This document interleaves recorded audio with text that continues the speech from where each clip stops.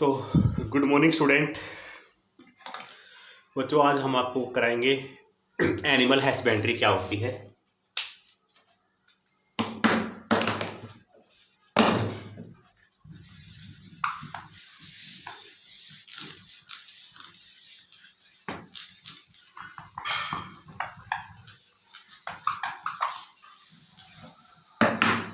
Animal husbandry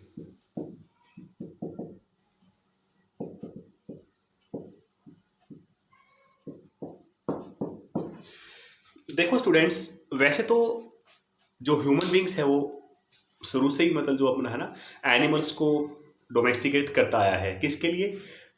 milk के लिए, meet के लिए और एग्स के लिए।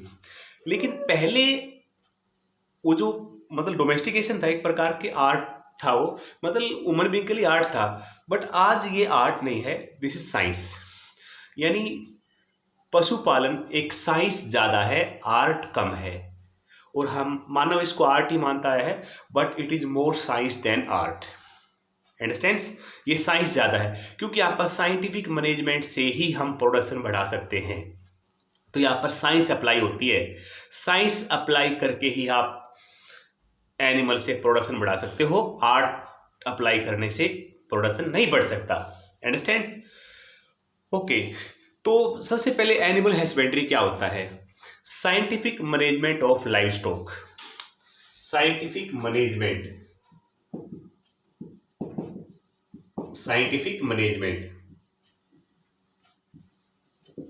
Of live stock. Scientific management of live stock. Live stock का मतलब एनिमल्स, जैसे कैटल, सीप, गोट, हैन, सब जो भी एनिमल हम पालते हैं सभी एनिमल हस्बेंड्री का ही पार्ट है। तो उनका साइंटिफिक ढंग से पालन करना, मैनेजमेंट करना क्या कहलाता है? Animal husbandry. या सिंपली कह सकते हो feeding, caring, breeding of domesticated animals, that is also called animal husbandry. Okay, अब नेक्स्ट क्वेश्चन हमारे सामने ये तो हो गया आपका। अब नेक्स्ट क्वेश्चन हमारे सामने ये आता है, what is a breed? Breed किसे बोलते हैं? What is a breed? Breed किसे बोलते हैं? ठीक है बच्चों, ब्रीड जो वर्ड है वो एनिमल्स में यूज होता है, और वैरायटी जो वर्ड है वो प्लांट के केस में यूज होता है। तो ब्रीड क्या होती है? एक group of similar animals of common origin belong to a same species. ठीक है, यानी कि ऐसे एनिमल जिनके करेक्टर कॉमन हैं, जिनमें काफी समानताएं हैं और सारे के सारे एक ही स्पीसीज से बिलोंग करते हैं, उनका जो ग्रुप है वो क्या कहलाता है? ब्रीड कहलाता है। ठीक है, जैसे देखो आप, जैसे अगर हम बफलो की बात करें, बफलो की ब्रीड है कई, जैसे मुर्रा ब्रीड है, मुर्रा, मेहसाना और सुरती,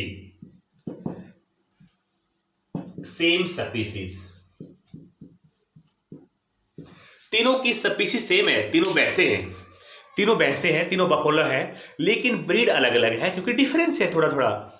मुर्रा जो होती है ब्रीड है, मेहसाना भी ब्रीड है और सुरती भी ब्रीड है। ये डिफरेंस क्यों हुआ? According to environment, according to location. Species तो सेम ही है, भैंस की एक ही स्पीसीज है वर्ल्ड में। अब अलग अलग जगह पर रहने से, अलग अलग इन्वायरमेंट से अलग अलग चेंज होता गया, और थोड़ा थोड़ा चेंज होने से अलग अलग क्या बनती गई? ब्रीड बनती गई। जैसे हरियाणा पंजाब में जो भैंस की स्पीसीज तो उसका एवोल्यूशन मुर्रा के ब्रीड में हो गया, गुजरात में मेहसाना, गुजरात में एक और है सुरती। इस प्रकार अलग अलग स्टेट्स में अलग अलग ब्रीड मिलेंगी, लेकिन सबकी स्पीसीज क्या है? सेम है। समझे? तो एक प्रकार से ब्रीड क्या है? स्पीसीज की एक टाइप होती है, ए सब type of species. Either you can say it is a sub species. Okay, तो इस प्रकार से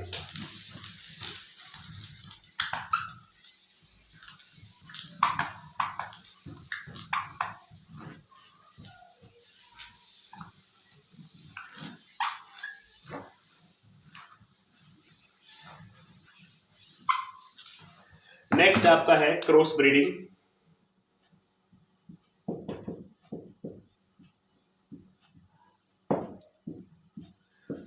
अब यहां पर क्वेश्चन है कि हम क्रॉस ब्रीडिंग एनिमल की क्यों करवाते हैं? अलग अलग स्पीसीज, अलग अलग ब्रीड के अंदर हम क्रॉस क्यों करवाते हैं? ताकि हमें अच्छी क्वालिटी के काफ्स पैदा, मिल्स के, अच्छे बछड़े मिल्स के, जो मेल या फीमेल जो भी है बच्चे अच्छी क्वालिटी के, जिसमें मतलब ऐसे करेक्टर आ जाएं कि जिससे हमारा प्रोडक्शन भी बढ़े और एनिमल्स के अंदर बीमारी के प्रति जो है रेजिस्टेंस भी आ जाए, ठीक है। तो इसलिए हम क्रॉस ब्रीडिंग करवाते हैं। तो क्रॉस ब्रीडिंग करवाने के बहुत बेनिफिट है। क्रॉस ब्रीडिंग से हम ऐसी क्रॉस ब्रीड पैदा कर लेते हैं जो पेरेंट से ज़्यादा क्या होती है, सुपीरियर होती है, अंडरस्टैंड। तो क्रॉस ब्रीडिंग करवाने के दो तरीके हैं। एक तो नेचुरल तरीका है, natural cross breeding, natural cross breeding. एक तो बच्चों नेचुरल क्रॉस ब्रीडिंग है और दूसरा तरीका है artificial cross breeding. Natural cross breeding में तो क्या होता है कि जो दो ब्रीड है, मान लो अलग अलग है, सेम है, एक ब्रीड का मतलब अच्छा मेल सेलेक्ट कर लिया और एक की फीमेल, दोनों में नेचुरल जो मीटिंग होती है उसको हम क्या बोलते हैं, नेचुरल क्रॉस ब्रीडिंग, जो आमतौर पे ह्यूमन बींग्स करता है।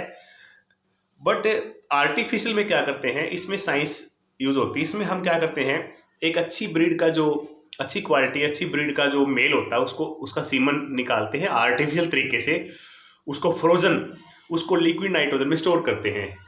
आफ्टर दैट उस सीमन से एक साथ कई सारी जो फीमेल है उनको इंसेमिनेट किया जाता है और जो सीमन होता है वो अच्छी क्वालिटी के बुल का होता है ताकि जो नेक्स्ट प्रोजन है वो भी क्या आए, बेटर आए।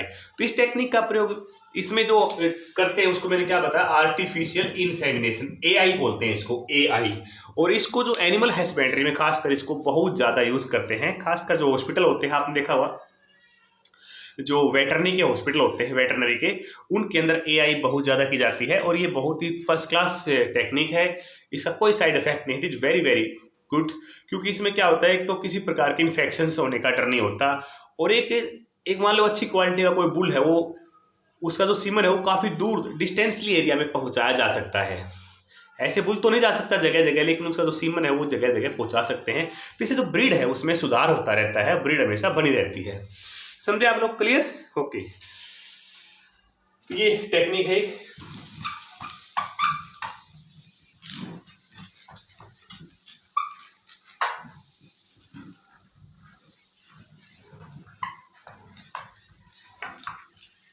एक टेक्निक और है साइंटिफिक, जिसको हम क्या बोलते हैं, MOET, multiple ovulation embryo transfer technology.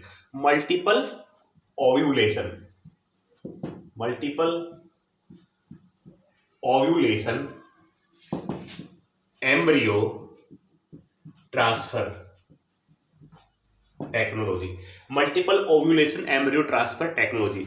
इसमें क्या होता है बच्चों, जैसे मान लो कोई सुपीरियर काऊ है अच्छी क्वालिटी, जिसमें काफ़ी अच्छे कैरेक्टर हैं, वैसे नेचुरल तो एक टाइम पर एक ही बच्चा पैदा करती है।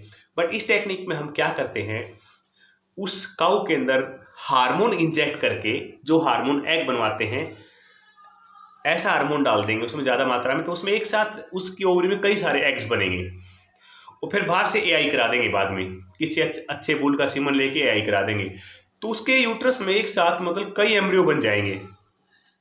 नॉर्मली तो एक ही बनता, लेकिन यहाँ पर कई एम्ब्रियो बन जाएंगे। उन एम्ब्रियो को उसकी यूट्रस से निकाल, नॉन सर्जिकली, विदाउट ऑपरेशन, कोई सक्शन मेथड होता है उससे निकाल के, और जो खाली अदर गाय खड़ी होती है उनके अंदर उन एम्ब्रियो को हम ट्रांसप्लांट कर देते हैं। तो एक ही उतने टाइम में 6 या 7 अच्छी क्वालिटी के बछड़े पैदा हम कर सकते हैं और जो जेनेटिक मदर गाय थी उसको हम दोबारा से हम यूज कर सकते हैं, दोबारा से उसी काम के लिए यूज कर सकते हैं। तो ये टेक्निक साइंटिफिक है, क्योंकि मैंने बताया था ना साइंस लागू होती है। तो एनिमल हस्बेंड्री साइंस ज़्यादा है, आर्ट कम है, और आजकल ये बिजनेस बन गया बच्चों। इवन देन जो क्वालिफाइड पर्सन है, इवन देन कई ऐसे एग्जाम्पल हैं जो M.Tech B.Tech स्टूडेंट्स होते हैं, जो इवन देन फॉरेन रिटर्न होते हैं, उन्होंने नौकरी छोड़कर और ये बिजनेस स्टार्ट किया है। जैसे शहरों के अंदर डायरी खोल लेते हैं, क्योंकि पता है शहरों के अंदर दूध की डिमांड बहुत ज़्यादा है और अच्छी क्वालिटी का दूध आजकल मिलता नहीं, तो थोड़ा हाई इन्वेस्टमेंट करके अच्छी क्वालिटी की डेयरी खोल लेते हैं, अच्छी ब्रीड रख लेते हैं और मिल्क प्रोडक्शन करते हैं, और मिल्क काफ़ी महंगा बिकता है और काफ़ी पैसा वो कमाते हैं। तो आजकल लेकिन सही ढंग से किया जाए, साइंटिफिक ढंग से, तो इनकम से हो रही है बिजनेस, ये बिजनेस है। ओके, अगर मान ले किसी के पास लैंड है थोड़ी बहुत, तो वो भी अपना बिजनेस कर सकता है, क्योंकि मिल्क की बहुत डिमांड है, मिल्क और मिल्क प्रोडक्ट की डिमांड बहुत ज़्यादा है, क्योंकि पॉपुलेशन बहुत ज़्यादा है। शहरों में प्योर क्वालिटी का मिल्क नहीं मिलता बच्चों, लोगों के पास पैसा है लेकिन क्वालिटी नहीं मिलती, ध्यान रखना। तो ये आजकल ये बिजनेस बन गया है, इसको कोई कर सकता है।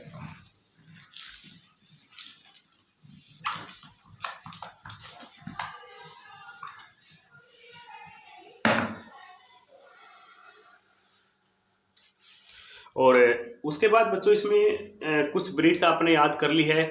एक होती है कुछ एग्जोटिक ब्रीड होती है। एक तो हमारी इंडियन ब्रीड है जो हमारे देश में ही पैदा हुई है, जिनका ओरिजिन इंडिया में ही हुआ है।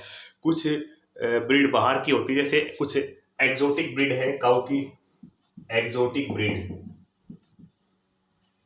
काऊ। गाय की कुछ ऐसी ब्रीड है जो हमने फॉरेन कंट्री से यहाँ पर मंगवाई है, मतलब यहाँ पर हम कुछ पालते हैं लोग बाहर से मंगवा के, क्योंकि उनका मिल्क प्रोडक्शन बहुत ज़्यादा होता है, बहुत ज़्यादा। हमारी गाय से कम 3 या 4 गुना 30 या 40 लीटर तक दूध वो दे सकती हैं, उनका ज़्यादा होता है मिल्क प्रोडक्शन। तो ऐसी कौन कौन सी है मतलब जो बाहर से मंगवाई गई है एग्जोटिक ब्रीड, जैसे कि जर्सी गाय। इसका जो ओरिजिन है वो इंग्लिश चैनल, इंग्लैंड में, वहां पर इसका ये नेटिव प्लेस है, वहां की गाय ही है, और हम ये हमारे लिए एग्जोटिक है क्योंकि वहां से लाई गई है। ठीक है, इस तरह और भी है कई बच्चों। इसके अलावा जैसे ब्राउन स्विस,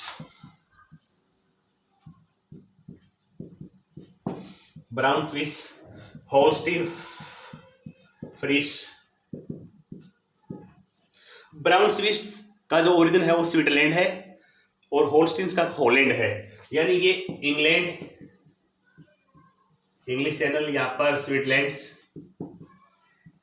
और ये हॉलैंड। ठीक है, तो ये यूरोपियन यानी कि वहां की ब्रीड है। इनकी खास बात क्या है कि इनका मिल्क प्रोडक्शन बहुत ज्यादा है। अगर आपने किसी डेयरी के अंदर ये देखी हो तो देख लेना, इन अलग ही कैरेक्टर होते हैं इनके। और हमने फिर एक काम किया, हमारी जो इंडिजीनियस, हमारी जो इंडियन ब्रीड है और ये जो एग्जोटिक ब्रीड, उनको क्रॉस करके भी कई क्रॉस ब्रीड हमने तैयार की हैं, जो जिनमें दोनों कैरेक्टर आ जाते हैं, हमारे वाले भी इन वाले भी। तो उससे क्या होता है कि हमारा इन्वायरमेंट अलग है, तो क्रॉस ब्रीड जो होती है उसमें जीन्स आने के कारण हमारे इन्वायरमेंट में आराम से क्या हो जाती है, अडेप्ट हो जाती है। अदरवाइज ये जो ब्रीड है ये बड़ी मुश्किल से यहाँ पर एडजस्ट होती है, क्योंकि यहाँ की क्लाइमेट यूरोप की क्लाइमेट से बिल्कुल डिफरेंट है, चेंज होता रहता है यहाँ पर ज़्यादा। तो ये इस करके यहाँ पर कई बार दिक्कत होती है इनको, बट क्रॉस ब्रीड ज़्यादा कामयाब होती है। ठीक है, तो क्रॉस ब्रीड जो है ना, बिल्कुल जैसे कि एक एग्जाम्पल देता हूँ आपको क्रॉस ब्रीड का। जैसे करण स्विस, ठीक है, करण स्विस। ठीक है बच्चों, अब एक करण स्विस लिखा हुआ मैंने, तो इसमें क्या है कि मतलब इसमें ब्राउन स्विस जो कि एग्जोटिक ब्रीड है, उस प्लस में हमारी इंडियन जो काऊ होती है साहिवाल इंडियन काऊ है, और ब्राउन स्विस बाहर की, इन दोनों को क्रॉस करके और क्रॉस ब्रीड तैयार की गई करण स्विस। कर्ण नाम क्यों रखा है? क्योंकि करनाल के अंदर एक रिसर्च सेंटर है, एजुकेशन सेंटर भी है, जिसका नाम NDRI है। कभी आप गए हो, काफी फेमस है। तो वहां पर रिसर्च होती है, वहां पर कई बार साइंटिस्ट ने ऐसी इस तरह की ब्रीड तैयार की है, काफी नाम कमाया है बच्चों। ठीक है, अच्छा सेंटर है, एजुकेशन रिसर्च सेंटर बढ़िया है, और वहां पर मिल्क प्रोडक्ट भी मिलते हैं, काफी लोग वहां के जाते हैं, बहुत अच्छा शहर है। तो कभी आपको मौका मिले NDRI में घूमने का, तो वहां पर आप ये सब चीज देख पाओगे। तो इस तरह की मतलब क्रॉस ब्रीड हम बनाते हैं। तो क्रॉस ब्रीड क्या होती है, वो यहाँ के क्लाइमेट में मतलब एडजस्ट हो जाती है। ठीक है, तो ध्यान रखना इस चीज़ का। तो ये एनिमल हस्बेंड्री है, तो साइंटिफिक मैनेजमेंट करना होता है। और जो अगर आपने डेयरी फार्म खोलना है, तो डेयरी फार्म में किन किन बातों का ध्यान रखोगे आप जानते हो, क्योंकि मोस्टली जो स्टूडेंट्स विलेज से लिंक रखते हैं, विलेज से हैं, उनको आसानी से समझ में आ जाता है एनिमल हस्बेंड्री, क्योंकि वो पशु पालते हैं, उनको पता होता है कि क्या क्या राशन खिलाना है पशु को, कैसा खिलाना है, कैसी डाइट देनी है, सारा ध्यान रखना पड़ता है। ठीक है बच्चों, आज के लिए इतना ही काफ़ी है। ओके।